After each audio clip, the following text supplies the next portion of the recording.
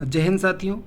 आज हम लोग भारतीय संविधान की प्रस्तावना की दो प्रमुख शब्द पंथ निरपेक्ष और धर्मनिरपेक्ष के बारे में चर्चा करेंगे और साथ ही वर्तमान में आपका जब से राम मंदिर का डिसीजन आया है तब से देश में इस प्रकार की बातें चल रही हैं कि क्या भारत ने धर्मनिरपेक्ष या पंथ निरपेक्ष की अवधारणा को खत्म कर दिया है या फिर भारत हिंदुत्व की ओर अग्रसर है। तो उन सभी मुद्दों पे हम लोग बात करेंगे। जैसा कि आपकी स्क्रीन में आ रहा होगा उन पॉइंटों को जरा डिस्कस करते हैं। फर्स्ट पॉइंट लिखा हुआ है सुप्रीम कोर्ट का अयोध्या मामले पर ऐतिहासिक फैसला।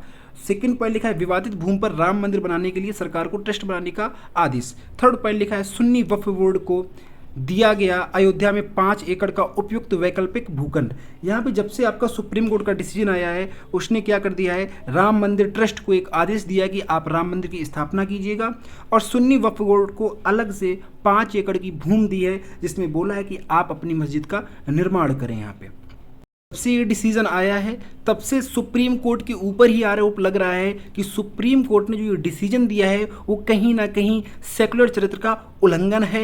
यहाँ पे जरा बताना चाहेंगे आपको, एक आपका एक्ट था 1991, उस एक्ट में ये बोला गया था कि राम मंदिर को छोड़कर बाकी जितने भी आपके मंदिर, मस्जिद या इमारत होंगे उनको वैसा का ही वैसा रखा जाएगा। तो आप कभी नेक्स्ट टॉपिक पे हम लोग इस पर वीडियो बनाएंगे कि वो आपका एक्ट 1991 क्या था, लेकिन वर्तमान विषय में जो हमारा विषय चल रहा है उस पर डिस्कस करते हैं। बात करते हैं कि धर्मनिरपेक्षता और पंथ निरपेक्षता का अर्थ क्या है और इनके मतलब क्या अलग अलग मायने में निकलते हैं। अगर मैं आपको बताना चाहूँगा, धर्मनिरपेक्षता का अर्थ साफ साफ निकलता है कि धर्म जो है वो राज्य का कोई एक निश्चित धर्म नहीं होगा और जो राज्य होगा वो धर्म से अलग रहेगा, मानी एक अलगाव करेगा। जबकि पंथ निरपेक्ष का आशय है कि किसी विशेष धर्म या किसी विशेष समुदाय धर्म के साथ में क्या नहीं करना, भेदभाव नहीं करना। जो आपका सेकुलरिज्म शब्द है उसी के ही दोनों अर्थ हैं आपके, धर्मनिरपेक्षता और पंथ निरपेक्षता। भारतीय संविधान में जो प्रमाणिक तौर पर अपनाया गया है वो पंथ निरपेक्ष शब्द को अपनाया गया है।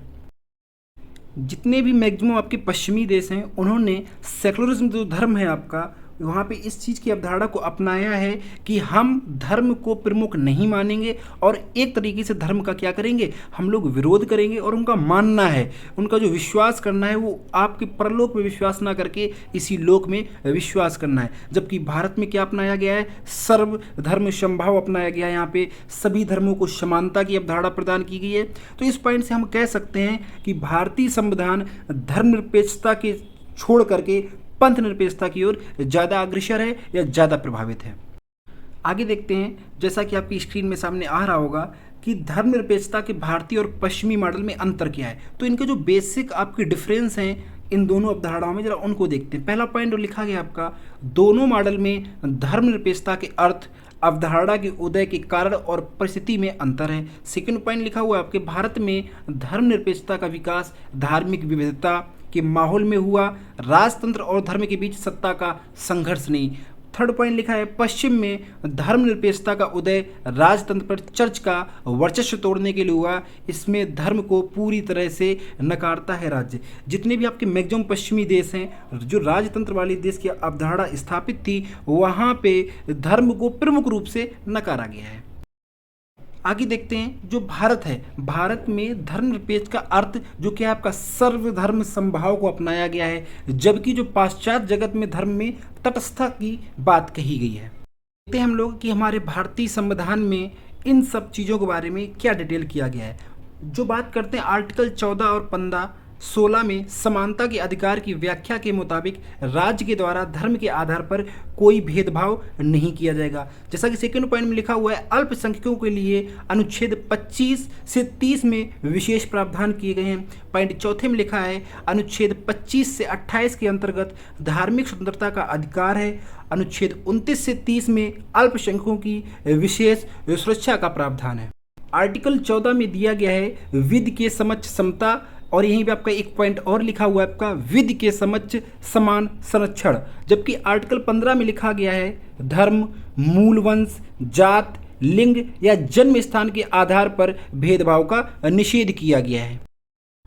आर्टिकल 16 में बताया गया है लोक नियोजन के विषय में अवसर की समानता के बारे में डिटेल किया गया है। बात करते हैं आर्टिकल 25 से लेकर जो 28 तक है, वहाँ पे दिया गया है आपका धार्मिक स्वतंत्रता का अधिकार, और आपका बात करते हैं 29 से 30 इसमें दिया गया है संस्कृति और शिक्षा संबंधी अधिकार। बात करते हैं आर्टिकल 25 क्या कहता है। आर्टिकल 25 के अंतर्गत अंतःकरण की और धर्म के अबाध रूप से मानने, आचरण और प्रचार करने की स्वतंत्रता दी गई है, जबकि आर्टिकल 26 कहता है धार्मिक कार्यों के प्रबंध की स्वतंत्रता।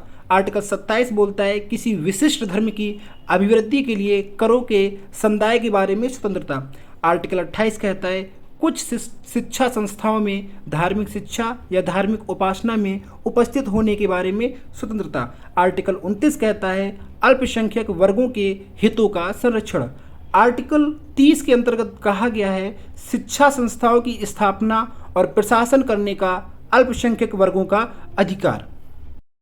आपका जो 42वां संविधान संशोधन 1976 हुआ आपका, उसमें सेकुलर शब्द को जोड़ा गया और सेकुलर शब्द के हम लोग पंथ निरपेक्ष शब्द के ज़्यादा करीब हैं। और आपका 1994 में एसआर बॉम्बे बनाम भारत संघ केस में ये बोला गया कि जो आपका सेकुलरिज्म शब्द है ये भारतीय संविधान के मूल ढांचे में दिया गया है। तो जो लोगों का कहना है कि क्या भारत हमारा आगे चल के हिंदुत्व राष्ट्र बन सकता है, तो उनको बताना चाहेंगे क्योंकि भारतीय संविधान के मूल ढांचे में हम लोग परिवर्तन नहीं कर सकते हैं, और साथ में ही इसको 1994 में कन्फर्म भी कर दिया गया है। तो भारत आपका एक धर्म या पंथ निरपेक्ष राज्य है, आगे चल के कोई भी ऐसी अवधारणा उत्पन्न नहीं हो सकती है। हम लोग समझते हैं भारत धर्मनिरपेक्ष है या पंथ निरपेक्ष है, तो इसके बारे में जरा गहन अध्ययन करते हैं। बात करते हैं कि धर्मनिरपेक्षता किन किन कसौटियों पर खरा उतरता है और भारत यहाँ पे उनका कहाँ कहाँ पे समर्थन या उनका अलगाव करता है। पहला पॉइंट बोला गया धर्मनिरपेक्षता के संदर्भ में भारत का कोई घोषित राज्य धर्म नहीं होना चाहिए, बिल्कुल सही है, जो वर्तमान में नहीं है। सेकंड पॉइंट बोला गया संविधान के अनुच्छेद 25 से 28 के तहत हर व्यक्ति को धार्मिक स्वतंत्रता है। थर्ड पॉइंट बोला गया है नागरिकों में धर्म के आधार पर कोई भेदभाव नहीं।